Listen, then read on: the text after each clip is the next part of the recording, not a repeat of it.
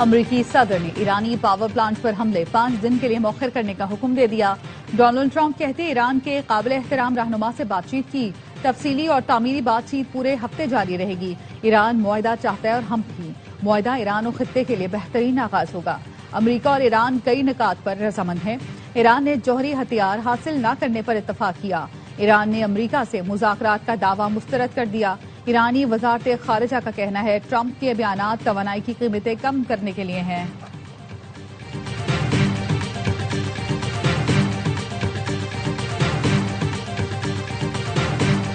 وزیر اعظم شہباز شریف کا ایرانی صدر سے رابطہ، بہادر ایرانی عوام سے یکجہتی اور قیمتی جانوں کے ضیاع پر افسوس کا اظہار۔ وزیر اعظم نے کشیدگی میں کمی، مذاکرات، سفارتکاری، امت مسلمہ کے درمیان اتحاد پر زور دیا۔ شہباز شریف کا کہنا تھا پاکستان خطے میں امن کے فروغ کے لیے اپنا تعمیری کردار جاری رکھے گا۔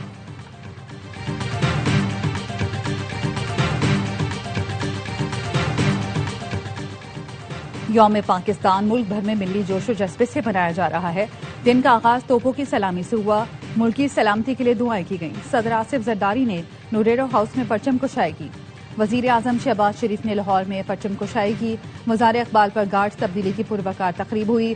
گورنر سندھ نہال ہاشمی، وزیر اعلیٰ سندھ مراد علی شاہ اور میئر کراچی مرتضی وہاب نے مزار قائد پر حاضری دی اور فاتحہ خوانی کی۔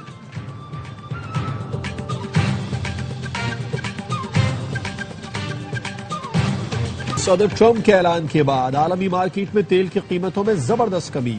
لندن برنٹ کی قیمت میں 10% کمی سے $102 فی بیرل تک پہنچ گئی۔ امریکی WTI 9% کمی سے $89 فی بیرل پر آ گیا۔ عالمی مارکیٹ میں سونے کی قیمت میں بھی فی اونس $288 کمی ہوئی۔ پاکستان میں 1 تولہ 28,000 روپے سستا ہو گیا۔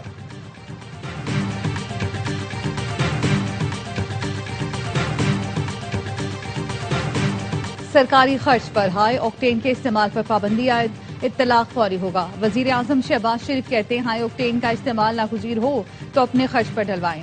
کفایت شعاری کی پالیسی پر سختی سے عمل ضروری ہے۔ فیصلے کا مقصد قومی وسائل کا ذمہ دارانہ استعمال یقینی بنانا ہے۔ غیر ضروری اخراجات میں کمی لانا وقت کی اہم ضرورت ہے۔ فیصلے کی خلاف ورزی کی صورت میں سخت کارروائی کی جائے۔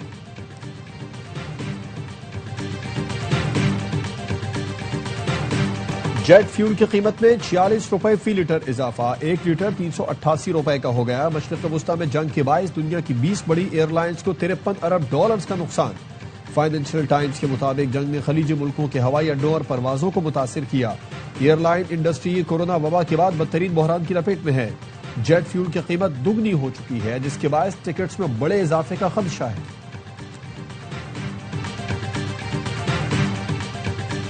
اسرائیل کے ایران میں آبادیوں پر حملے، تہران سمیت دیگر شہروں پر بمباری، تبریز پر حملے میں 6 افراد شہید، 40 سے زائد زخمی۔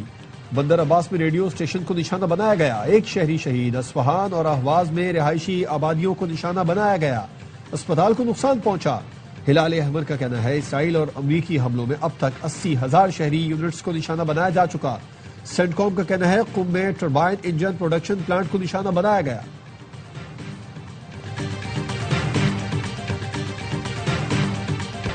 ایران کی اسرائیل پر کلسٹر بموں کی بارش، ڈیفنس سسٹم ایرانی میزائلوں کو روکنے میں ناکام رہا۔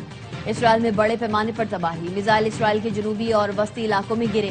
تل ابیب، ایلات، بیروسبا، ڈیمونا اور عراق میں ایرانی حملوں سے تباہی، درجنوں عمارتیں ملیمیٹ۔ اسرائیل میں خوف و ہراس پھیل گیا۔ ایرانی حملوں میں اب تک 11 اسرائیلی ہلاک اور ہزاروں زخمی ہو چکے ہیں۔ اسرائیلی وزیر اعظم نے گزشتہ روز جنوبی شہر عراق کا دورہ کیا۔ خاتم النبیہ ہیڈ کوارٹر کا کہنا ہے سعودی ایئر بیس اور بحرین میں امریکی 5th فلیٹ کو نشانہ بنایا۔ پرنس سلطان ایئر بیس پر میزائل اور ڈرون حملے کیے گئے۔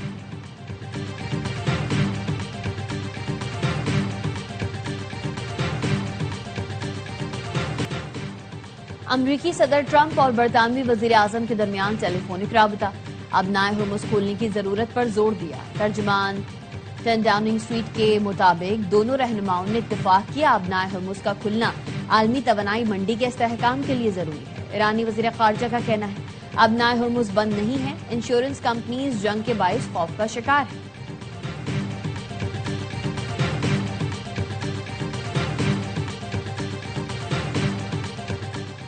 ابنائے ہرمز کی ناکہ بندی کے خلاف ہیں، معاملے کو عالمی صورتحال کے تناظر میں دیکھا جانا چاہیے۔ روسی وزارت خارجہ کا کہنا ہے امید ہے امریکہ عقل مندی کا مظاہرہ کرے گا اور ایران میں نیوکلیئر پاور پلانٹ کو نشانہ نہیں بنائے گا۔ چین کا کہنا ہے آبنائے ہرمز کے بحران کو ختم کرنے کے لیے مذاکرات کا راستہ اپنایا جائے. کشیدگی بڑھنے سے پورا خطہ افراتفری میں مبتلا ہو جائے گا.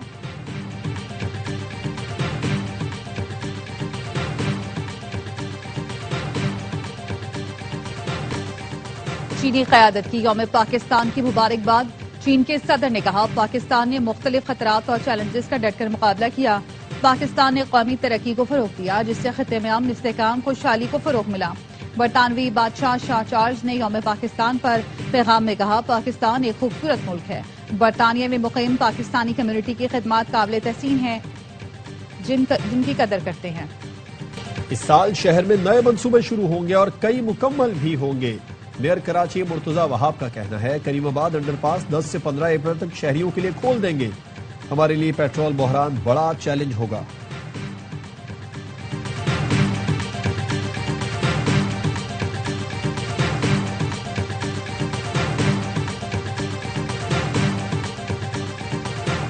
مصطفیٰ عامر قتل کیس. کراچی میں انور خان کے گھر پر چھاپے کے دوران مقابلے میں زخمی D S P S N Zulfiqar دم توڑ گئے.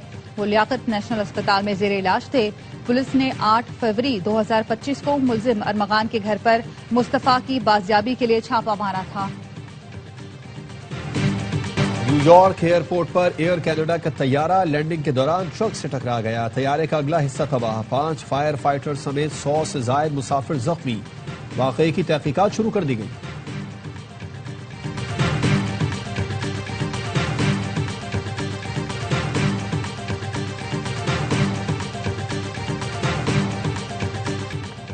البانیہ کے دارالحکومت ترانہ میں حکومت کے خلاف کرپشن پر شدید احتجاج. مظاہرین نے وزیر اعظم ایڈی مارا کے گھر پر پیٹرول بم برسا دیے.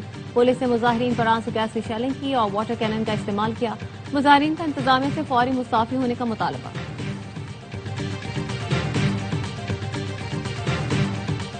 میٹھی عید کا تیسرا روز. سیر سپاٹے کا فائنل راؤنڈ. 2 دن تک عیدی جمع کرنے والے بچے عیدی خرچ کرنے میں پیش. ملتان میں شہریوں نے قلعہ کونا قاسم باغ کا رخ کر لیا. سکھر میں لب مہران پر سیر کے لیے آنے والوں کا ہجوم لگ گیا. گھروں پر بھی دعوتوں کا سلسلہ جاری. جو کل بنے تھے مہمان آج بن گئے میزبان. میٹھی عید کے بعد کرکٹ کی عید کی تیاری. PSL 11 کے آغاز میں 3 روز باقی. اسٹیو اسمتھ سمیت غیر ملکی کھلاڑی اور کوچز پاکستان پہنچنا شروع. کراچی کنگز کا اسکواڈ لاہور پہنچ گیا. PCB کے جاری کردہ نئے شیڈول کے مطابق کراچی اور لاہور میں 22 میچز کھیلے جائیں گے. افتتاحی میچ سمیت دونوں ایلیمنیٹر اور فائنل بھی لاہور میں ہوگا. توانائی بحران کے خاتمے تک شائقین کو اسٹیڈیم آنے کی اجازت نہیں ہوگی. کامنٹری پیلن کا اعلان. Wasim Akram, Rameez Raja, Mike Hesson, Nick Knight اور JP Duminy, Urooj Mumtaz, Bazid Khan, Mark Butcher, Carlos Brathwaite, Martin Guptill بھی شامل. شعیب ملک، ثنا میر، سلمان بٹ اردو کامنٹری کریں گے.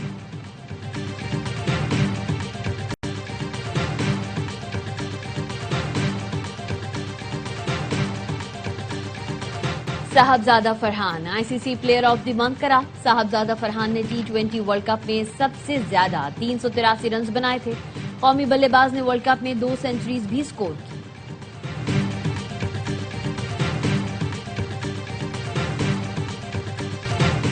اور سلمان اقبال فلمز، اے آباد فلمز، بگ بینگ فلمز کی پیشکش. آگ لگے بستی میں دیکھ کر شائقین کی عید کا مزہ تو بالا ہو گیا. ملک بھر کے سنیما گھروں میں ہاؤس فل نمائش. کراچی کے فلم بین خوشی سے نہال. فلم کی کہانی، ایکشن اور میوزک کو خوب سراہا. لاہوریوں نے فلم کو عید کا شاندار تحفہ قرار دیا. کہا فلم کی پروڈکشن، کاسٹ اور سٹوری سب شاندار ہے. بیرون ملک میں فلم کامیابی کے ریکارڈ بنا رہی ہے.